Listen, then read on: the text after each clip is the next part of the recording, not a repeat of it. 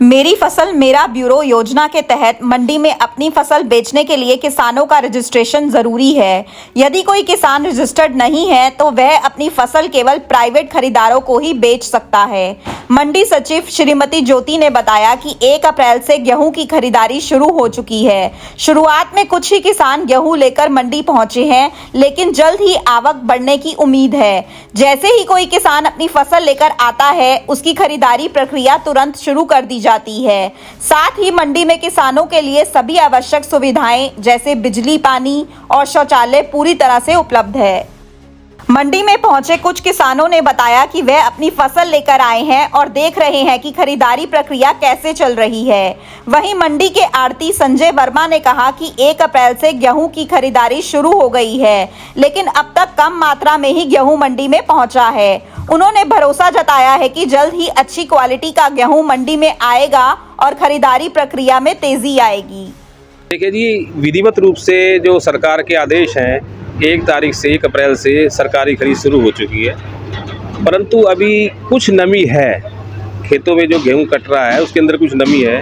हम किसानों से आग्रह कर रहे हैं कि भाई थोड़ा सा सूखा करके और जब बिल्कुल पक जाए उसके बाद गेहूं लेकर के आएँ। कुछ जो माल आया है वो अभी नमी का है, क्योंकि 12% के जो मापदंड हैं सरकार के, 12% मॉइस्चर होना चाहिए, उसके हिसाब से सरकार खरीदती है। अभी करीब 14, 15, 16% के करीब मॉइस्चर आ रहा है। वो हो जाएगा, 1 आध दिन के अंदर सब ठीक हो जाएगा और ख़रीद के लिए पर्याप्त हमारे यहाँ साधन भी हैं और कोई दिक्कत वाली बात अभी नहीं है। तो 3-4 दिन हो चुके हैं खरीद शुरू हुए, कितना गेहूँ आ चुका है? देखिए, जब तो कल थोड़ा सा गेहूँ आया था, कोई 30-35 क्विंटल 40 क्विंटल माल आया था। कुछ गीला माल है वो अभी पड़ा है, उसको सुखाया जा रहा है, उसकी सफाई की जा रही है।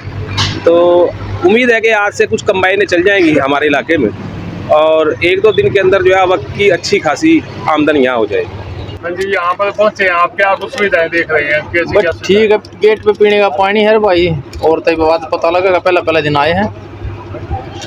तो कितना गेहूँ लेकर आए हो? आज 7 ट्राली गेहूँ आया।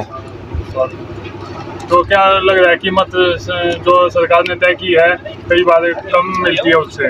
नहीं, देखो फिलहाल क्या है, कीमत अच्छी मिलनी चाहिए, गेहूँ अच्छी क्वालिटी का है।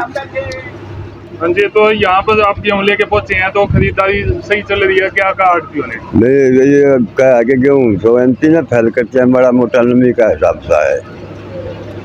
तो क्या लग रहा है कि कीमत कैसी मिलेगी? कीमत हो जाए जो मिलेगी जो वो एमपी ने फैलोड़ की कहे हैं थे, एमपी गेहूँ तो बहुत सापर चमकदार हो है ऐसी। आज ही लेकर आए हो गेहूँ? अभी लेकर आए, गए यही हो रहा है ये। मंडी सचिव श्रीमती ज्योति ने दोबारा स्पष्ट किया कि किसानों की सुविधा के लिए मंडी में सभी आवश्यक व्यवस्थाएं पूरी कर ली गई हैं। उन्होंने किसानों से अपील की कि वे अपनी फसल को रजिस्टर कराकर ही मंडी में लाएं, ताकि उन्हें उनकी फसल का सही मूल्य मिल सके।